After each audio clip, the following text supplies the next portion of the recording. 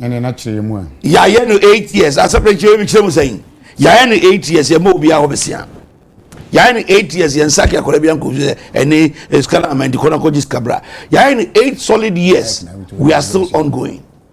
And it you know say bia wo na wo kwa say wo kwa hwe bia wo diskaba be ya eno ye different.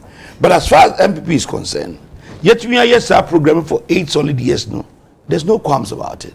Okay. There's no doubt about it. Say Yera mama started. No, the shared education minister and sir, the stakeholders don't can say won't be handled. May I sure say when they go to the friend saying handover, they know they will know where the funds are coming from. Okay. That does not preclude the fact say, or because the person dedicated funding for it. Of course, which we are say Bia says security. Or how you say Tabia and Kuwim never got to send a year Esla. Said ye infrastructure fund ya okay. Said ye heritage fund ya okay near the idea. You bet me a creative fund, there are two. But that shouldn't be the only reason you didn't free SHS no. Adia Baku and me catch the NDC, me per se. Omnishe Omachim, and they say the NDC, sorry, the free SHS policy comes with only one friend saying logic. That logic cannot be diluted. Meaning the mama can free SHS no. Before from a friend. What can the pa Ghana for a down for so a dear bako umuntumi emma emfisio muma enye minimum diluted they can say. What do you from? Which is leave no child behind. Okay.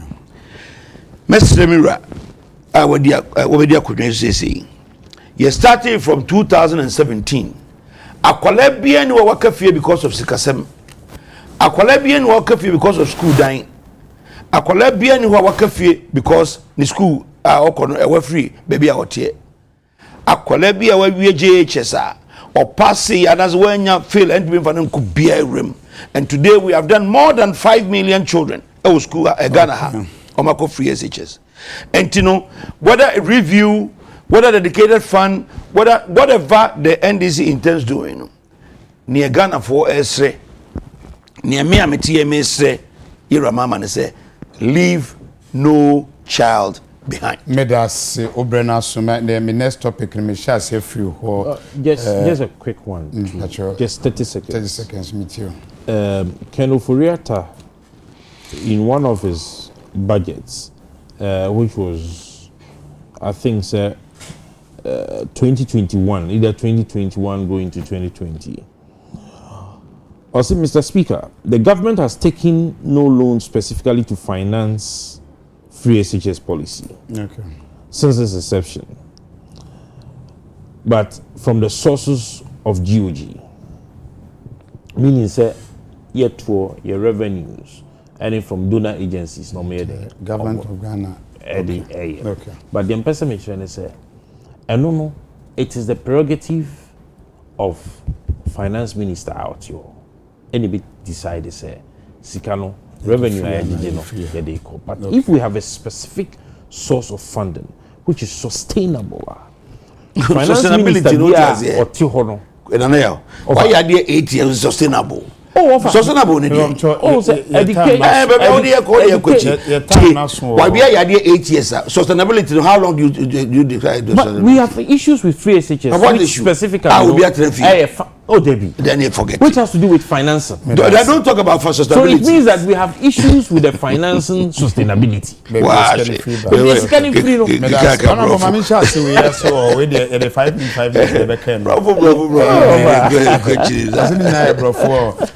Daily guide anymore. See, you see this is 4 pieces declaration. No, na me shall say free or about constituency. Which say I have one no south. Na Dome Kwabenya Obuasi East na Techima South daily guide na de ebae bacho saadi we meet you abranti abenua mesre NDC4 bi baby Ghana democracy ababedu sisi ene Ghana for arishima omudi yashe NDC mu anase omo NDC4 mu no omoma democracy enwini omoma bibia entobre ade yepo bebi edri sa massive endorsement ya Ghana for edi amamu asie interfere no menye sure se be kriti any situation the when I ask consensus and maybe basu easy for penny for one crime they have a responsibility for the safety of staff what a friend is saying districts and regions. That is the reason why they work hand in hand with the police. Okay. Yeah. Now, say a two baby. Your police station one in Yasin and Yaba Coalition Center, a constituent coalition center, your quality, Naba region, about national, then in Abumi. Now, Sekobana say, Afembi, Eddie Gidi, Anantokwa. Ekujina EC officer be say women prima onye se be prima onye say and he say and be you say me wo na me colleague wo Obuasi East Dr. Boachi send him message say problem habenina what should he do problem is say EC officer don't want to say yeah forces on declare election no and man your opponent no now for what reason now Obuasi East. No, na ade wo new also be cram pinches na ya coalition we winning by this number. By the pressure too easy so. Why the pressure too easy? One more mukura man kundima ni ade. And I'm saying okay, Fred original chairman. Now regional chairman into nipa na so mon kasan to America emra because say ugo consider a calling center hono na say constituency one man ebe court 7 days after say ugo court ni ali enti giri no say jamen kwampo no send message my offer your colleagues ni bebre eventually that's what kind of say the man in second so say one sign police she say welusua omekuno hey na election to kakra ebe kono enemy life into the life at the two wound yeah. Next I sign paper and say this is what it is. No, Sabino say Bambo for Bamba Foko. Said I me by last week we can't say me flag bearer or consider defeat in term to do. You who in echo, you who what it was. But at least easy has 72 hours to declare. And your presidential 72 hours. Well, presidential Debbie. Parliamentary in the institute, the constituency. But when easy had the presidential 72 hours to declare, we have more room for you to. But nobody has consider defeat, any effect on the constituency results. So I make come in away every minute. Okay. Or consider defeat, by convention, IGP had to move his armed men back to barracks.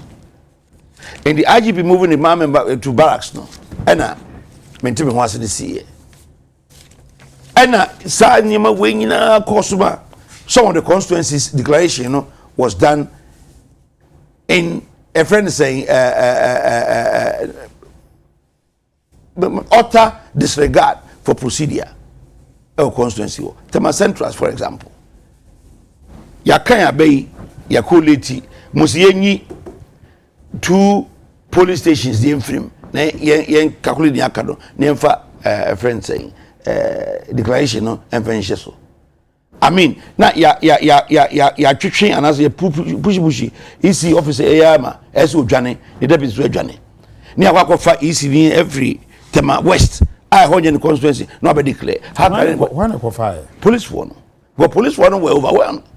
They realize say trouble neighbor no man care from police station grano why grano yakubu krama e be president grebe jani enti look go and madam for back or I said division commander or minimum no or crime officer or one of the police stations. I said look, if we don't do something about this we would get overwhelmed. But and police are pass and reinforcement what reinforcement that's how ukofu be aba be declare and some see police station constituencies in one home. Yes, it was tough. Yes, she ballot papers, the ballot boxes, and papa police station glasses. It was tough. And a police no IGP Dampare has been in mind say in this election he was not going to hurt anybody. He was not going to shoot anybody. He was not going to maim anybody. He was going to use peace to make this election work. As to how he came to that decision, I don't know. And the police were at a point overwhelmed with what was happening, and they have to find a way to free themselves by asking somebody to just pronounce the judgment and let the people go. And that's what happened. That's it.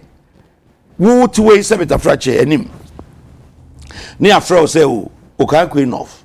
Problem is one o de pacho you won say easy officer na ko read the coalition enko. Na ko really na be atiase no be akwa. Senator Frache, how do you make this kind of election a normal election? So no. In do go for my west officer, so me cut my central election. Arguably it does not hold water. But when make a cry nyina kwa kosi ni say, hwe seats am winning. Hwe endorsement Ghana for their mamo. This 1 2 3 4 9 seats will not make any difference. It won't give MPP any edge. MPP won't have anything to do with what it comes to if it comes to governance. And the message me po show. O me entiase na going forward and say ye anuano different ideas and policies and I put yen asanda. Okay. But otherwise you didn't MPP NDC did ye kay kwa ye anuano I mean dot way price paper here hotel condition and the team for free and they we winning election tea if you buy me who free back okra na we as young we as invite was on but now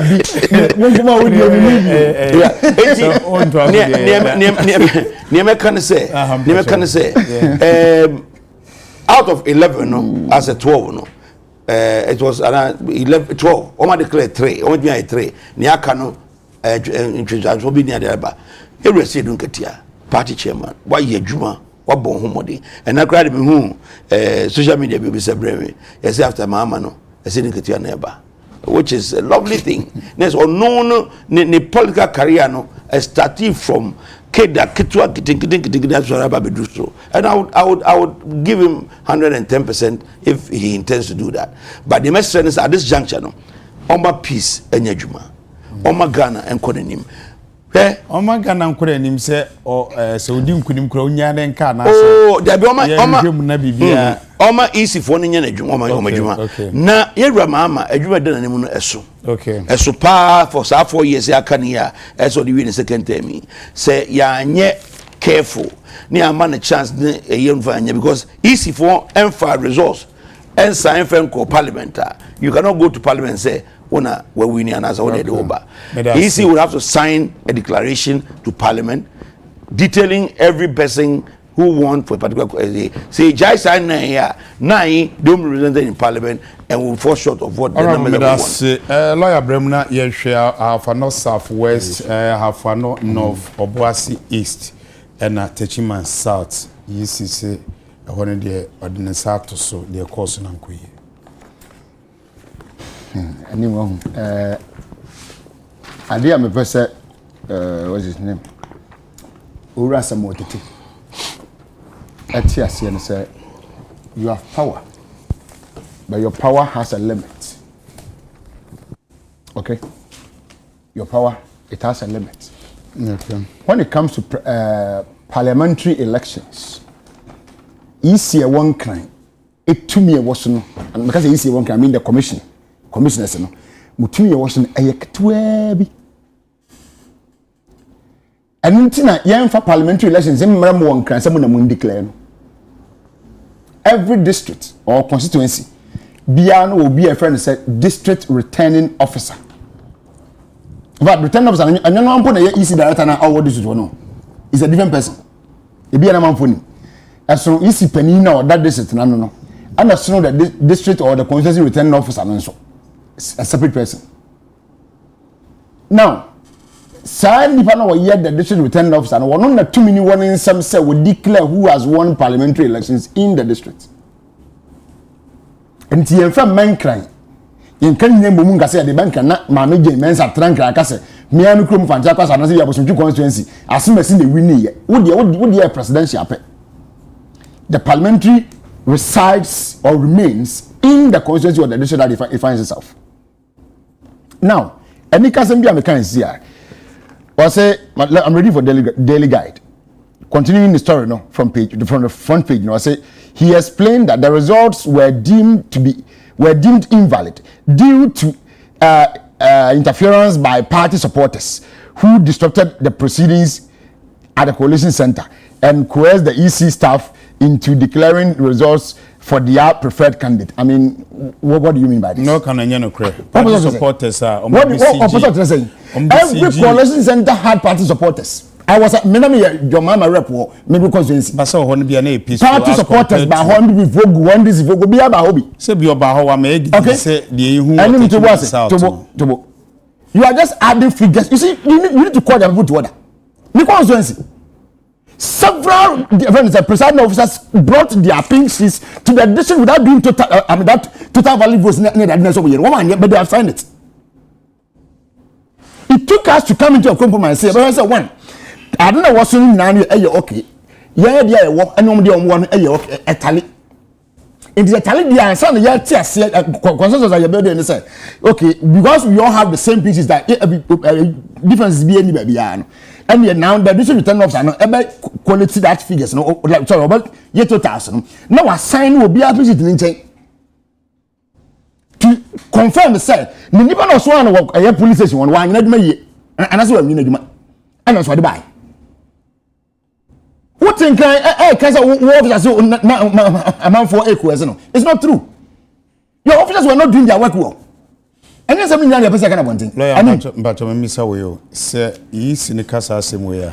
Say, your question, a boy who said, dear choir, no. The wedding kunima BID candy amano. A crojin to wow, they will raise red flag, no. Nyaboteno airborne. See. Yamra and Mark says, so your Kotoba parliamentary elections, according to Article 99. Yeah. 1A. Nasa will be issues with it. Parliamentary elections. Nipa what to me so to me because my declare results was invalid and yet electoral commissioner a court do you to me now what time about na what said the entire one only figure be no everything who gave you that power the constitution is very clear article 99(1) literature you be court and the high court is supreme court or what jurisdiction over parliamentary matters one thing who say you go to the court of appeal afterwards. Maybe some question if the process is truncated. If easy feel say the procedures are say or no officer or doctor no follow no and fulfill that. My officer only easy officer easy no what think cry no or the returning officer kwakota the district. Now district no omo no the procedure the man 1 2 3 4 5 friends CI 27 127 and me anya fulfilled and we are truncating or kwema. How do you now pronounce when we could go to court? Because you did not finish the procedure, so it means you do what are your lawyer? I mean, lawyer, but you went to a certain friend saying election. The election that you went to, you were supposed to 1 2 3 4 5 30 steps. You got to 28 steps. The last 2 was not fulfilled. So how do you then now proceed to court and ask? And I will call us the same question and beside say your question here, your kwako shim, near who said the obintin once no. That's the thing. If the why declare my first near quite be ma. You be who say sanet here and no your boniana. That was a question beside. You declare mammy instead of be honorable colors. Yeah. And then to obintin once here. 119 was a honorable colors 19 once. And a process maybe a not for say. Honorable colors 19 once. Yamiadum, my man away. As my minister as maybe a easy official. And when I will maybe be at the end of the day, dear, we and I must have a copy of your work. Also, a copy of his officers. Okay. So, dear, who putting your figures together? Figures are now or police station A, police station B, police station C. Now, and now, over can you defend the coalition? Yeah. You're never coalition. The man said, I see a never coalition once the results have been declared. She said that in the year 2021 we were calling for recoalition. At the man said, recoalition. Some people are calling for recoalition. Content 276 in your Obian calling for recoalition. Issue.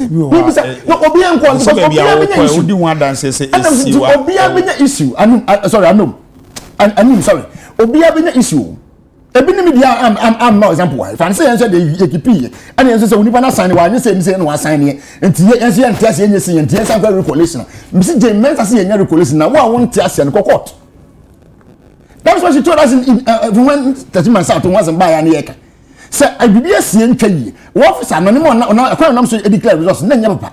Enti enya recollation was enya recollation. So officer no declare ban wo ho no declare wi a won to ho asa court na wo na me nanu asem no ene de na adane at the time you the same person you are still there won ko yo wo ana abato ofura san ba ena obi call me professor recollation and when I could drop na bata police depot so me recollation na wutin professor ba bi pamba so e de ba bi ebom one two was take mass out to court and when we want to copy lost nipa na what is what mu declare say we MP no and pa court no sure on the MP na ko won't talk yan ko talk bia yes yan ko won't talk and then he's still there and then I'm saying election system so oluso ibua lawyer south oluso Tenchiman South per the EC can the nature say olusu ye but or say EC chese or say san kweti don't make am it will be a lusu sita obi make am say bibi say me see wonti yes san kweti you be lusu na EC for back once you give room for one you open the floodgate obi ade dey aba lawyer we come fanta kon off lawyer see them but 1 second but bro this candidate has been declared in Bagwasi we win then no be able to say yes and we collect because we win it so be a conference there now obi na senior event say titles free no parliament so parliamentary elections na enya bibi kase bia enya 50% plus 1 a simple majority it would say almost a gap blue secretary I was say and after gap blue shouting no me say say recollation me win and then most of the guy now I mean it's not going to be now process no na we will not allow this is obi ntin ho ase a the person should go to court lawyer T the difference between the two scenarios I would ban say we there is the officer na eda ko see district no ono abeka che ne boss say man we process no but nyawo kan we bibia am I declare no the results that say when the winning that's why we go to 12 we 4 near kan one some 9 no crime and 9 it's 9 ni na no obi aso mi that's what happened I mean how can that because okay go central for example yabo amawo ye wie e kan ma obi anya the result on one of the places that results the bar out in Kani. Anna Yaboma a winning with about 400 and something votes. After the Korea Adekye Nsroma na Yakwakoma any instance one way winning. A dang coalition people have been a free win by. Yeah, you grab pinches now. I this was I so. And don't you know, said the officer no. This officer no. I will catch the boss say, a Juana me no. And CP and I'm we are. Obaka say, and the veteran was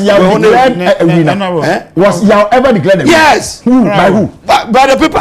No. But the people doesn't declare you a winner. Your declaration of a winner is done by a returning officer in the district. I went up with me in an hour. No, me says I won't go now. When I go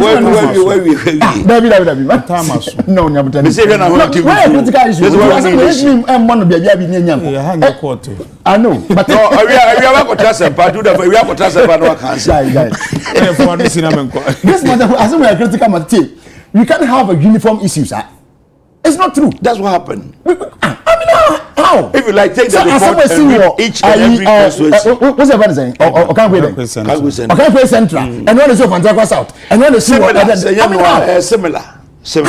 Now we are obvious that man will Jama Central the Okan say akophobia free baby so no medical ma o was is the Okan say man continue agina MP so one sign e be cool I mean a similar situation the matter is very simple o hwe ka central so a o be ka say sa de a se ye call back and e declare Baba Adekye ne say ono so Okan say we win agreement ne call back why say do tira recollation no so no say Baba Adekye problem say Ababa problem Easy officer. We are going by president. We are going by president. The president is very simple. The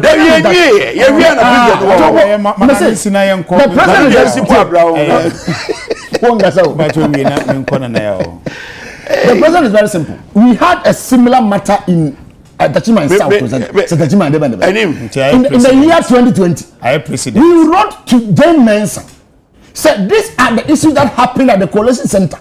So you prefer to say by every coalition, near who are 70% for once and for all. Was it no? Once declaration is done and it has been done, now your declaration will be like winning. Someone tears here. Never James Aquas then echo court. Not easy in Nahobi. Obama to be not a court in New court to be annually. And him say, I'm not a court. This officer there declared. that EC officer no one who see my oh yes me and papa EC officer and as more kind of touch south e jira hwa till we went to court and the court one way or the other I mean upheld that ruling or that position of the EC official by saying he said that the MPP so the MP declared a winner no remains the MP. I'm no ya twi ho now the neighbor do so also very recollection we will not allow any recollection in this country because this is a concern na ya mpa problem and this for mama papa enemy ye 4 years person na atra na me no better say anu de me one better me no one better no baba o be be hu ni na yi pa me no one better elections anyway yeah Sabu mene wa yeti hei ene yenya akwenya ene Ghana focus yi enye ye dem ne etna ene ahihye abato enye emra yen yepe ene kwan ya faso ana ye pese ye faso de adwune no de ye adwune ena ye de ye ho adwuma. Okay. Ansani eba to aba electoral commission for ne wo mu abatuo omo ho nimdie tena ase ena omo hihye mra e be fa so e de be ye adwuma omo kutiko mra hye bedwafie ema mra hye bedwafie agitu ema omo tu no din se CI 127 an hyehyeye bia e fa bato no ehone wo okay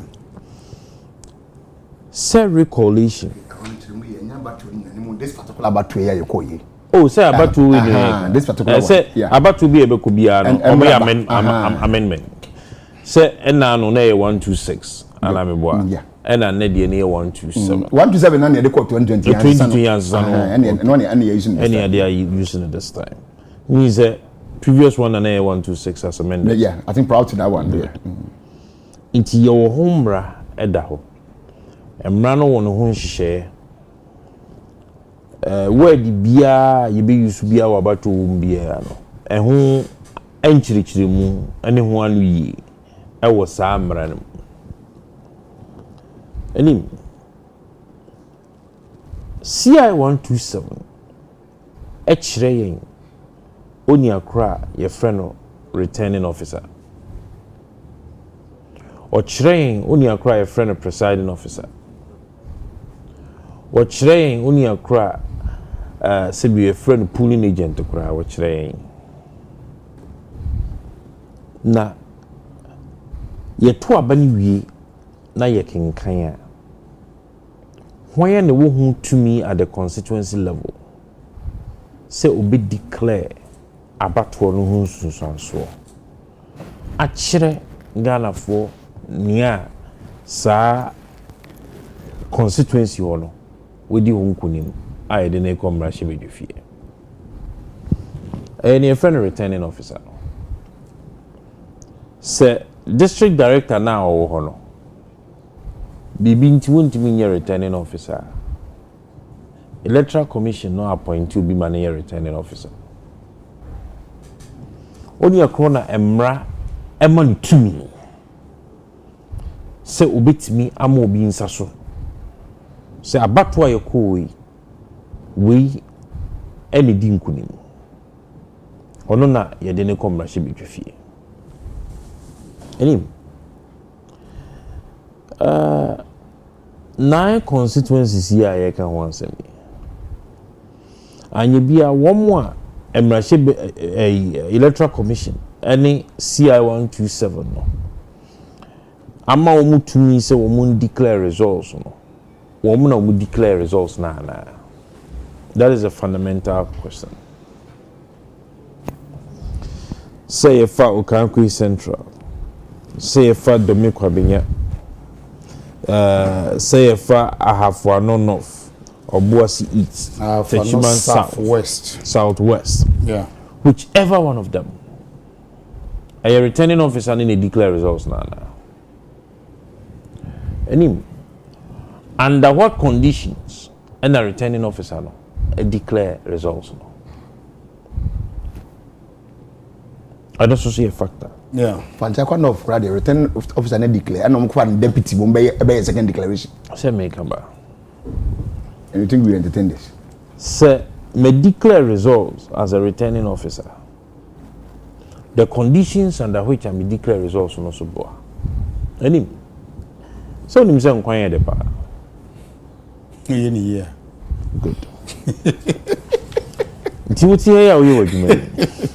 The ya nyi the grass so bonum unu mi ansa na be mu say I want to ask. Obi di nkontimba. Ane sekan. Tu sa aboba nim. Ebi gina okon ho se enim ka A B C D E F. One ka C ne beto a. Unim se uye ni pe nko ade obeka ne obeso okam. No eja amo akọ. Oko court kra na a friend duress and a lawyer in friend sir. And You made those statements or took that action under duress. yeah. Court ema ho kwan say ye dane no. If you say na enye wo pe say wo de be ye. Sa kwan na so no. Se wo oti he. Ejuma wo yi. Na wabedi ekyire. Eba betena kunya yi so. Ana yekofa no ma ne betena se ejuma na no pe wa yi wa anye ni yi. Nti wabedi ekyire emra meye. Abra mra no ema wo nkwan ho kwan se wo na ya. Eno so etomra. Yeah. What you say? Die na me ka akusi. Ensem ye sisi.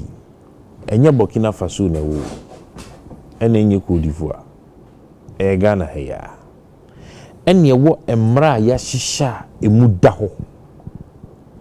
A bitimi a kire yin kwan ya yemfa so ayenye no. Ti die ni meti uni maka wi. Adan ne yemfa no case by case. Ni entna se. Ni yemfa emra na ye di ye no entoto ho. Regulation. Se emra no ofasa meka ba. Emra no ema ye ho kwan. Oh yeah, the pa. Okay, man into ya. Okay, man. Emra no. There is no befie. Ye ni adwuma. No me feel bad. Say you free BB recollection. Say emma ho kwan. Say it me a movie from the coalition center you designated for a particular constituency. See you free home from baby fufu. Nye me gina nye adwuma. Na mum de kan se de be si bia no. Baby fufu a bit me gina ahihye sansem no any court dem a. Tesa police station there kwere ye wo. Oh, a high court and a district court. That's a part of the process. Security won't send you back. For security to change. The Americans. Police for no more. You pay a police our police when you me say. And idea. I saw none. I don't say sunny. Not that we was the team and qualify 2 wrongs that don't make it right. And yeah, about onsem any who canning any who atembu anaze security asem o court them hona ye kono say eno so e ka ho it's part of the process yet yana ai kamega se mamia e mbe yi na di ai Chief Justice This man can say something can be seen can be because no now go for when you overwhelming majority of parliament obey impeaching go for I know you topic oh may draw my attention yes all support oh say yes all support also LGBTQ asem no nkwenti do the woman come back for an senior next topic what's the delay inti asem wo make an say nim yeah and she share na ono emu da. What you say? Me mfua so sa Tesano police station o mko share no. Tesano police depot, the police station. Police depot. And I me mfua so baby mu yi coalition centers ni free no.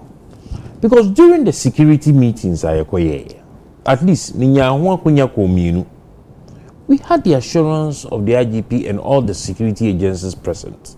Say, the coalition centers that has been designated are well secured. And security would be well tightened. And it was. It's me dadwin hu bia me ntiase say. Obi te se me. Me ni tuo ni agya. Etimi kokoshe electoral materials at the coalition center. Abrana police for ewo. To first police for nyoma. Na soldier for that time. Soldier for never be an police for there was no soldier. IGP me elections security task force. Me gina be bia ka se me mo mabaso na me ditro. Me bo mabaso mo ye adwuma no eyi. But the specific instances, BPT said Techiman South, Gould Papa, ne Holland is saying, Damango, Jinapo. Abu Jinapo. Lance Minister. Lance Minister. Yeah.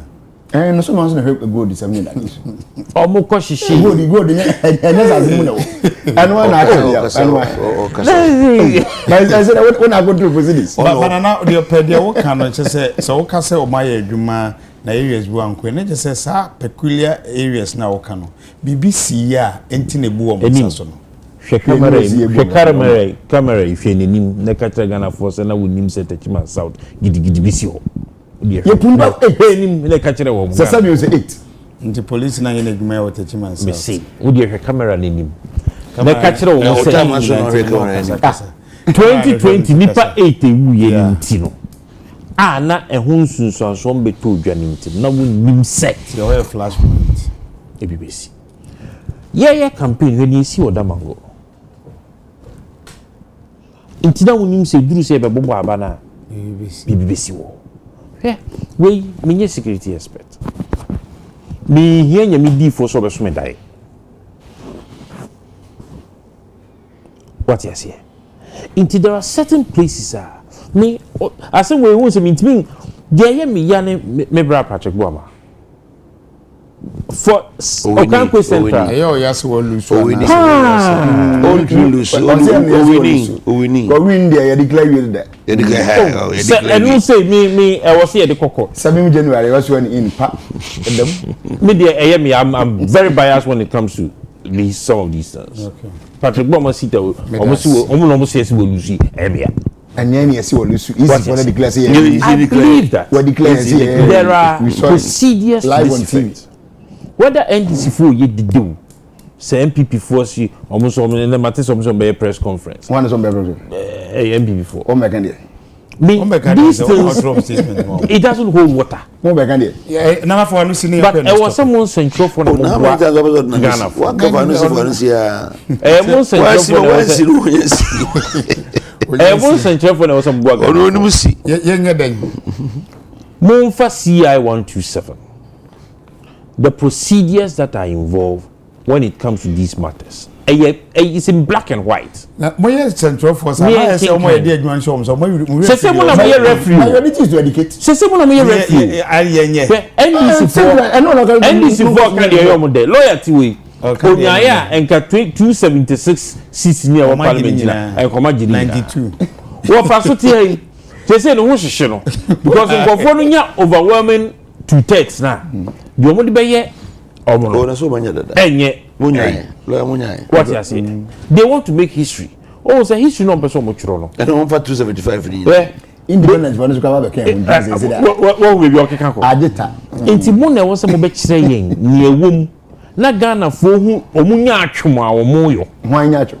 Enyu mienu. O enyu mienu. Me da say ya kwa the next topic na fi yen hwe me. The next topic gi mi ana me sha ase.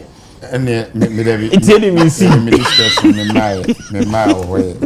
the trainer member once I say you wanna share say me so na share the producer share mama me to me enye bibi for freedom producer e dia mama me enchen enti e ampa wona wo share say nana ye hwe a transitional team any the matters arising adwuma for say ye fe ni pe bi adwuma the part of incoming government for say o matnasia last minute na ketua bi ni me because na we kra paper ba ko the Ghanaian publisher say 2016 BC equalization is an name ye everybody equalization any was the publisher boy publisher ne ko hu say nya twumsem ya na me di wie wa na de asha na be shase say na mpese meka oh yen ka no kren kire Ghana for nyimfo yen Ghanaians na yen a ye ya manyosem a yenya hu kwan na Ghana for aboye mpaase yen so wo no etode bia na ye de no kure kanu ni no kure di ni si kakra we become economical with the truth so when him say transition no emhomra ewo yeah act 845 na ohwe act 845 ni mo okay kan not less than 30 days to elections. Am I right? We are supposed to have submitted handing over notes to the Administrator General. Every appointee. Yeah. Into agencies, most submitting more handing over notes to the ministry or the sector in charge. The minister will hand over to the minister plus the chief director, let me put it that way, because the minister is the political head or policy head. You need technically. Also, no, also the ministry need any idea. Akaho, no more the aqua you're in charge, no more the administrator general. I mean, some 5 copies or so. I lose me, my phone, so yes, I can make in kind. Near chim. Now, when an organization no handing over notes, and I say, uye ubia udi bibienim. Now you're handing over notes. Now church administratively, what it means is that you do not take from them any major decision that can have an impact, and I say a certain level of effect on the organization, especially issues that has to do with budget. Say they making what must say? Good. The budget issue no wadu so meet you. Na ohwe ne ekosu ya. Ya form a transition team. Omashasi omoyo omajuma. Incoming and outgoing. Incoming and outgoing. Okay. They have on their desk all handing over notes. Omoye mojuma. Enu no mobeye mu investigations ni bibia. Then you have an agency and the government. Or no, I pick a specific decision which has budgetary implications. Allegedly, say all recruitee in excess of 300 personnel. 300 personnel. Maybe I know who be here for. And who be here in the next 20 days? A free guy at Tuaba. A copy 7th January will be handed over. A Juma Bank Potin, a was a sign for 300 no koye. Omuntimin claim me handy over me. Omuntimin claim a new government, Emma. No more before my Juma no money. Juma dear Potin Bank. There are case by case basis. Ebia only part 2, 3, 4 beer or more certain expertise immediately no here. If you have a combo money, this are 300. Any entering Ghana we. The second answer goes. Any entering Ghana Koso. It should be so. That's what me at now 8 years. One more almost some party. Omo bua ma oba bam.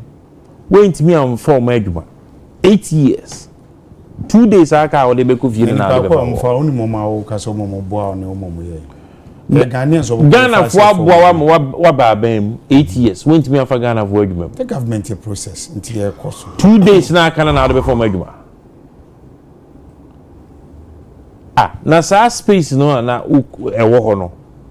Na ni ho. Roles no move play no anye bia ni no na ba anura. Na we be ka say Adekye ene we be call pension or chin we be call ntie bia. So omo call pension o man dan sorry Petri so omo call pension. Sorry na pa no nyina so mba. Omo nyina sorry anopa ye to aba wi as ye call pension. Omo nyina so mba. Say na ne fan so enye ne fan so enye 1 minute say o sorry na ya process. What is the 1 minute? Into process na ye busa ne say 1 minute no mo ye. One. The way you say, who creating your friend advertisement? Am I right? You publish it. Or publish you here. Or gather or more CVs no matter the idea. We are now you take them to the process. You go. They go. Oh, is that maybe I know process no. Shortlist here. Oh, shortlist we are now more interview.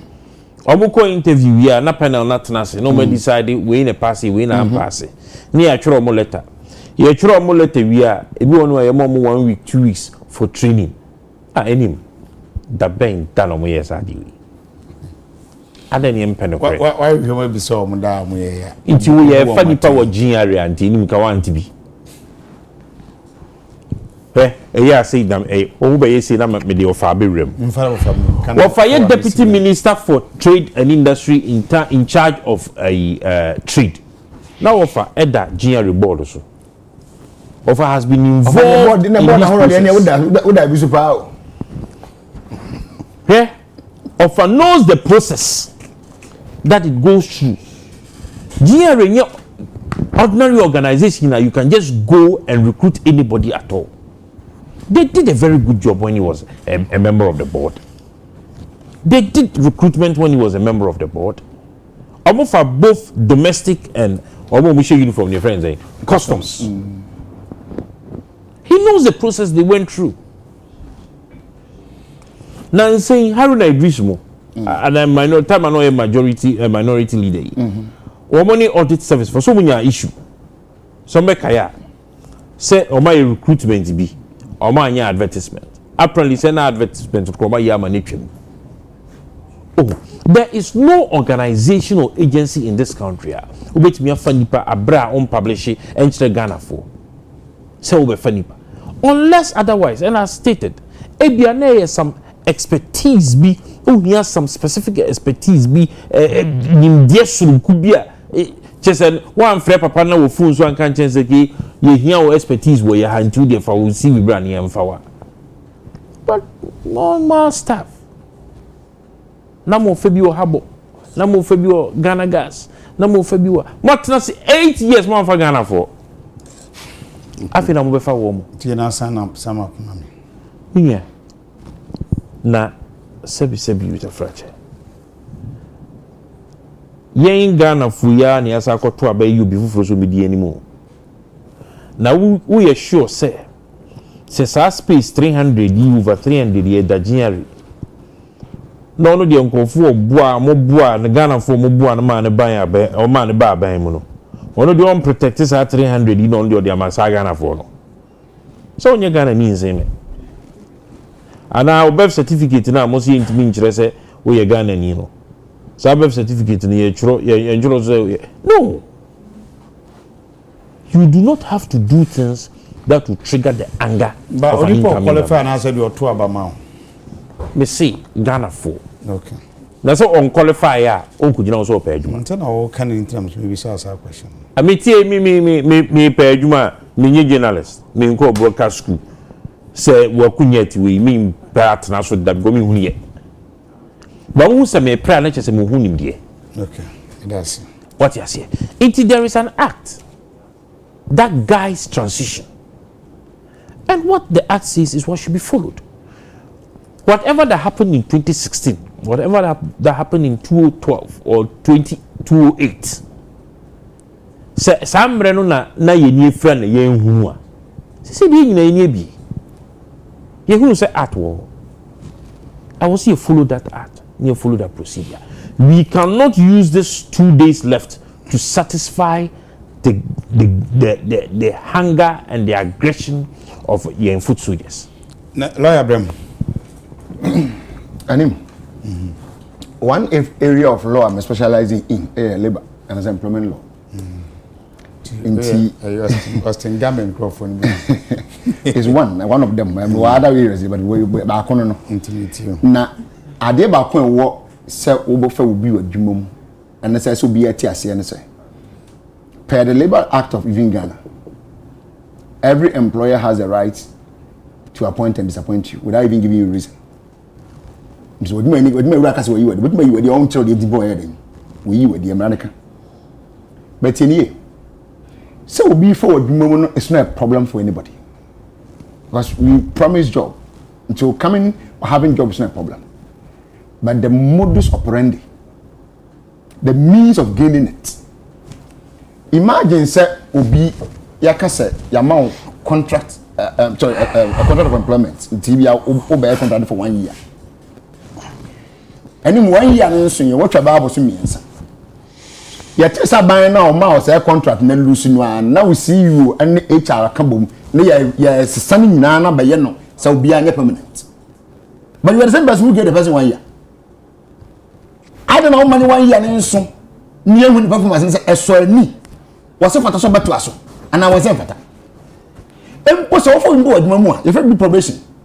Police service probation was 18 months. I mean, I'm not just assistant, but during my time it was 18 months, 1.5 years. And I was a probation. 1.5 years, let's see, I did Adekye Nsroma say, squad or same number, same group, I think I confirm as police officers. In the Sabina, now to those Sabina, what 2 money now file for enemy. After that, now send a fee too far. The normal standard and procedures in other institutions is mostly sometimes 6 months, be 1 year. Nipa na fan will check 6 months probation in a year. So 1 year, and what you depend on institution any side manamra. It will mean I would give me the castle permanent. I didn't know who's would make a great back permanent. But I'm married if you said the law is the law. The idea why and then it can be reversed. Because also be a mum, necessary punch of probation 6 months. No one man try 6 months, some young who's and one Esther say, what can I do after that probation assessment? Now, because would you make iron permanent? What now 3 months, what now 2 months, what now 1 month? Would you make a permanent because we must have an 1 year and can't be enough you until we are man. Oh, honey, papa. Because any rational thinking human being who takes over your office after you may decide to go by the due process. And if the person decides to go by the due process, what they are hard at the it's a minimum and pro one can say permanent. If they are on contract, if they are on probation, whatever, let them follow that process. No? Now, one more brand soon, not what you want to say, when we demand what to us, they will then make them permanent.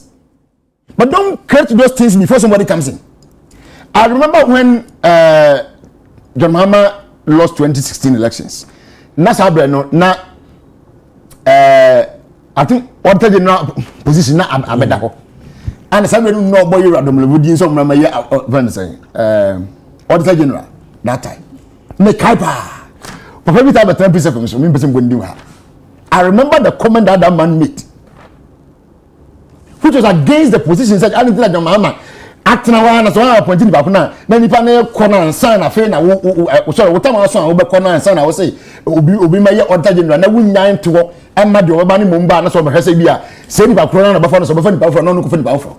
People were against that. And in a high public office position, you need presidential appointment, and yet see you will put the appointment and be people were against it. So how much more will be where an ordinary employee or a normal employee now we know the same panel has certain processes or stages to go through per employment rules. Women panel funding in every city and some as a brand of snow safata yaman permanent no. Name one say oh me tuna do buy me do buy when you buy 3 months for how you say you lose and you lose there and number my permanent and say I said okay I said one scenario pure be a won hwe den hu nipa e form no hu sem nyina so bi wo kra na ofi baby fufuro na oba be she baby fufuro baby fufuro se wo se contract bi a ya ba contract 1 year ba ye say adwuma fa no one scenario pe na wo de case yi say no mama two scenarios mama wo de bi a ya fa no but was some probation the probation work and ya ba ko and obi so ya man contract say wo be contract for maybe 1 year ni nyan so ye enso na ya cutting short your permanent straightforward so we also qualified adwuma bi obetumi ya de ma no now who is not qualified wo na wo ka say wo mu nyina ni price ya twen say wo mu nyina ye so we also na de aso 1 year na bia probation so aso and those are different. The cases na eba bontin nya de aso na ye confirm permanent. Yeah, fan for say obo ya fan the issue appointment letters immediately. So me be some probation ya ma appointment letter da. Letter ni mun na be ka say some probation 6 months. Probation 1 year. Some be some contract ya ma me letter da. And the letter ni mun ya say me ye contract for 1 year. And what ya say na manya letter. Ye nya na sa. So what you say? Enti either way no on back no be big that. But when you there appointment letters afenya what is the issue Ghana gas there ba bonten GRO there ba bonten any other ones are what tea na say when we issue appointment letters to who? It means a new thing afenya we. Now there who ye one officer hano. Okay, for say body a new employees afenya recruit on we be appointment letter. For say we probation of maybe 6 months maximum. 6 months, but now we see whether get my essence letter now we feel.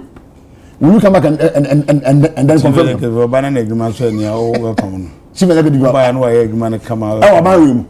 Now we move and na ni. Emu na we na wa market dem we na agreement say. Oh, na na say no agreement so na Ghana for e mo mutana. Ulu su about what say. Mo agreement so ni Ghana for so mo kofi. No me carry. Enyo mu nyina nye 100%.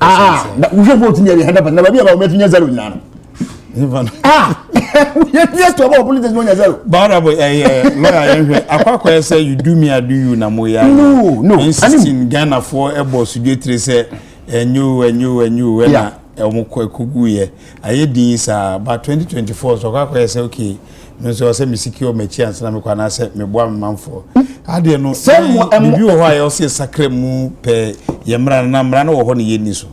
Emra de hina na for say wa ye ni so. Say adwuma mu fa te say the transition ni ye ebia bibia NCZ cause we Fatima to a o say still omuda hu kura amebo no we share papers no I know and it is true we are not in government they are in government we are still in opposition as we sit here we are still in opposition we will be in government from 7th of January onwards. Is that what you say? Midnight 6. Oh, what the 7th for him? 7th. Now we are now in government. And no crown. Some it's going to take like about up to the end of January or so before you can get even ministers in or maybe around 1st week of February. A year later. Then I late. No, we are by the time because president of here say body ministers. Oh, that be so good. You know, minister. I say na no more. Who need to make say? You can say you will be screened. You go for vetting. And make us by process. Exactly. By end of January, 1st week of February. And I bet say you even ministers for whatever. So what I say? No say abodi. So to me, for not to. But the only. Ne sa suntino who ya di bi na hwe fates wo kan enko say they are still in government they can in fact mango say na mapani say wa appoint as deputy shrader na deputy shrader yeah me hu ye no ahame o because those positions no enye twum ne biduma make mampani ne ma say to me no so once you have a president now he has the power to make that position or to nominate for that position ahame ne mo hu je me kai do me level de no because a sita musanya after elections see any lose senior Biana, the Molovian to see ye, and you will be on the general. But the young people and their functionaries, they are indirect and direct communicators. And you now have issues with it. But I couldn't have seen Mundin or visible. And the Mundin, I would never that channel. But me never could hear, was it? Don't live upon the Yampamano. Eh, Nadia and Jamamo. Oh, you're now or could leave. Me who be that my pension ye buy am see bin pennies and so be could live nan pa be could live ba na the office door lock near changing am na safo ntimi mie pono and the mama by no be see Mesi pamona na. You guys, you did miracles. Say like someone say my young boy. But me tell me now say baby. You go parliament kwa head your own team. And say and 16th. And 16th. One more back. Na say no, say they say micro minority na no oboko parliament na. Wo de be ka se pe for yen na e ka wasem. O de ba me ko parliament na na. Kobra na. Mr. Colin. Me ma wachi eba UTV so na pay. Emra Shebedwa no e wo se ne se the speaker kan no muhia e wo na oto nkrama despite media film na Shebedwa ye ono abono e hot say ayo iti emra omo betna betna se a na kwese minority majority controversy no a omo koye no aye to abewie se na we di kan cheche mu no enani dey di kan a yato ensa frɛ won se omo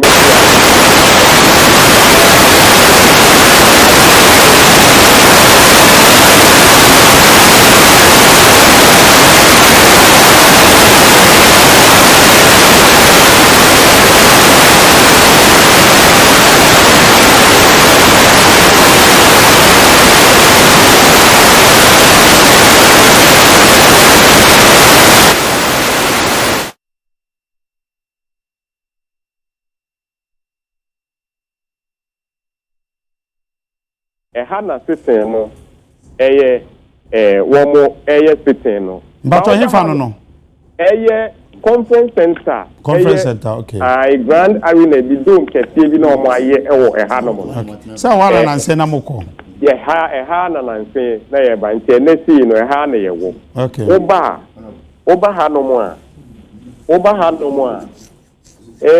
ha ye empty omo nhyɛnwe adwuma ase se omo be start ayewo adwuma ye 10 o'clock na minimum ka se die MP ba kokora ni hano mo ewo minority ni majority side fiti anopa me ba hano mo no mi hu MP ba kokora se majority MP o minority MP o mi hu ba kokora na dia yate edese NDC national jafo minority caucus no womo nhyiemu na omo ye caucus meeting nti no omunwie nti oba ha no mode a yen sentwefo ende dwefo ha ne de yete ha no mudi na ye hwe de ekosunkunwa nyina empty anka enese ye to abase wie na ebielu na so omo ba a na ye ligesem na we tizini yonko na adane aseresem atosue no ebeye so lively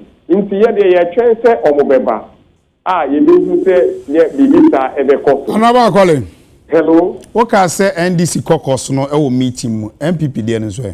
MPP there yente majority caucus yente meeting dia say dia omo aba na omo be meeting there yente hwe. Na yen won so e wa ha no mo. Ni majority ni bia wa ha.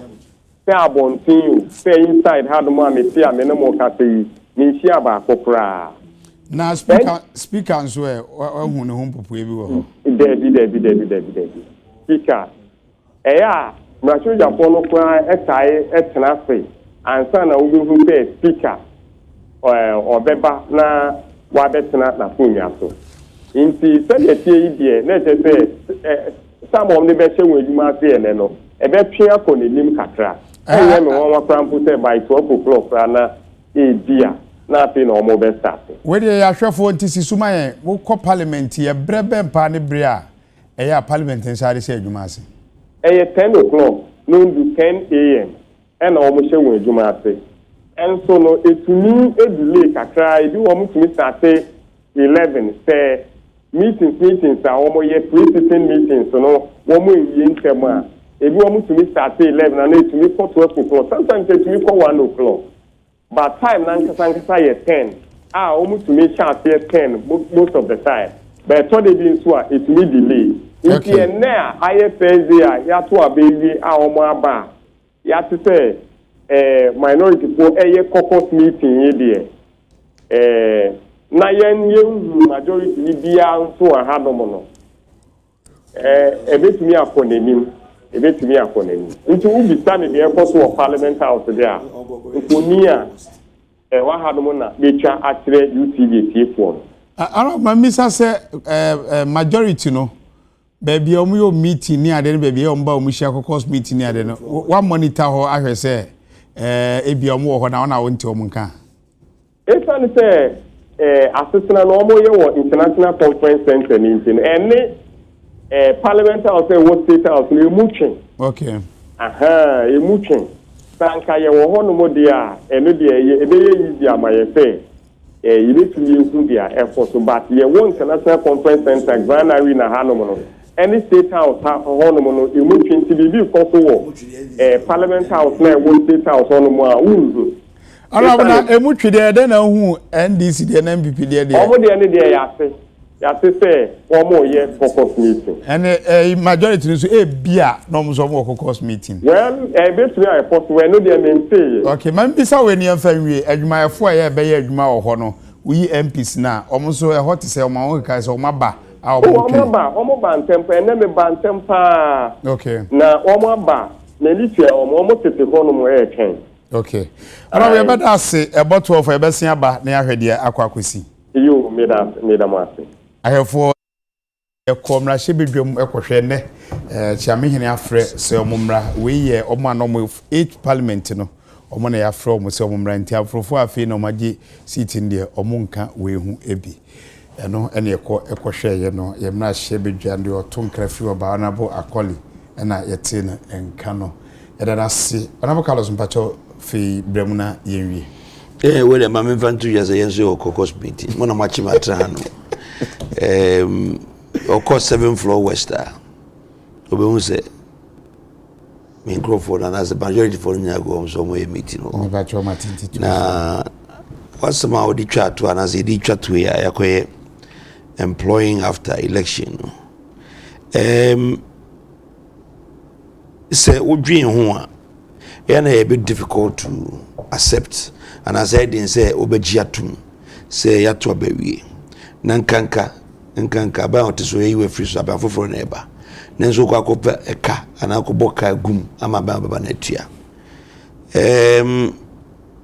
seminyaya anka esa afani na parties nyina tiase say eya na nya appropriate so we do so aba wo kofie na wonu say ade bia be bia e de debede no ebe kosro and I be increase expenditure ama incoming government no as incoming government dwen ho ansana etuaye e bia na ne hihye ode ba no sa cost no do mean cover okay sene okan no enya dia ene kwa na happen 2016 be happen and no be to two new member utilities ene we break also and this as cost me subscribe to such situation as we are even to when be the ben penisa.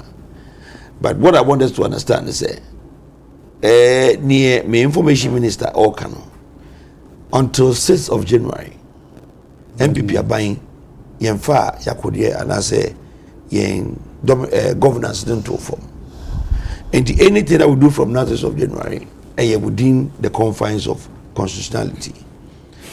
After 7th aban for front bar open for front bar sabe papa ya labor law or say Abai doesn't have to give you any reason to sack you. So, but Ghana for an age more. I said you are employed one Casaban. What was saying in that case, it's about employer. What they are. Thank you very much. That is the inference. So, now for say, Sika, but which you want Kawunya, and I say, I'm for Kaban and Apazouina. Hey, what are you? Don't forget, the Sani Panawanya Jubano. Nipa Beta na 20 and rely on him. Sani Patan 20, we are supposed to be crap to Abama.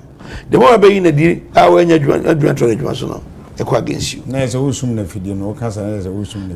Yeah, we be ansum na fidie. Here, let me explain something to you. Employment is a process, an event. It starts from somewhere, and somewhere end with your appointment letter. Yeah. So obi ena Jesus before be adwuma. Na otro letter ne. Adekye Nsroma before adwuma. Nipa no nim say onye hwe. But you have to start from maybe examination, be aptitude test me. We will not pass as more medicals. We medicals are body search. We remember brave. asa na obeji letter no enti e bia na ye start ye no na ye dimpo se ye beto election ma aban we free ma ye nim se governance is in continuum enti no kwa bia so no ye ya be do sa na ye beto aso aye ya fan up kofu adwuma for 7 or 8 years. You expect us to train people for 8 years and let them go away. Why what you say oba be fani pani be ato adwuma. Dangerous. And what we are doing as a government is any problem. Ye pe kwan bi so stop is unemployment graduate situation. Ye napko buy. Ye fan kola 100,000 omo we university. At least enya permanent job kra bososo a onya omsa ekoma no. Enei Oma is a customs, Oma a customer for solid 7 years, 8 years. Experience a one no. So for professor or university grab it some na.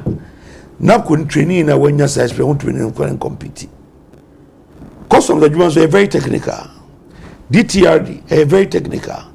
And it stands on reason say a binding bako no ga can regularize it. My appointment no from the temporary status to permanent. The best thing that could happen to any country. Without chasing car was penny or sani panim. A bra one home, any at the chair and our training or the Amasai pano.